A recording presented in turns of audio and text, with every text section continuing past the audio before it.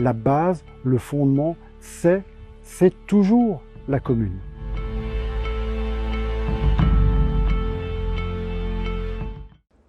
Je crois vraiment qu'il faut en revenir aux fondamentaux de l'intercommunalité. Initialement, dans les années 90, l'intercommunalité a été prévue pour fortifier le niveau communal. Aujourd'hui, on s'aperçoit qu'au contraire de le fortifier, elle le fragilise plutôt. Pourquoi? Parce que sans doute dans les années 80-90, on a constitué trop de petites entités. Et puis qu'on s'est dit qu'il fallait rectifier la chose.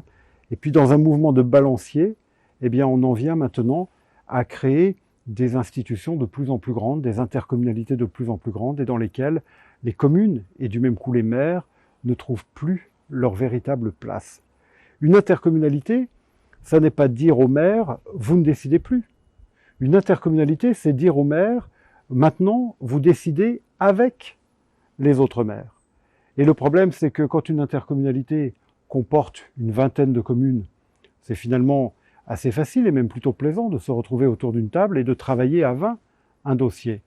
Quand on est 40, c'est encore envisageable, mais il faut un peu plus d'organisation.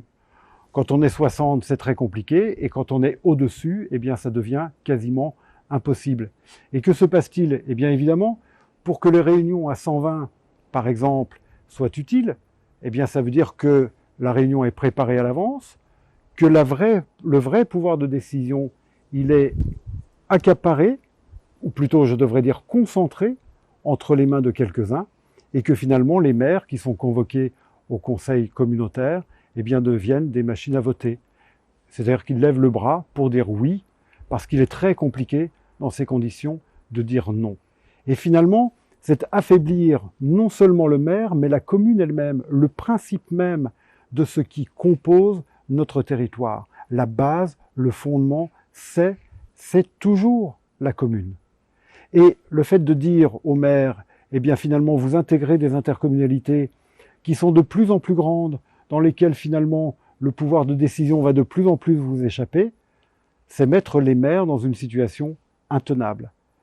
Parce que finalement, le maire est toujours, du point de vue de l'habitant, le référent.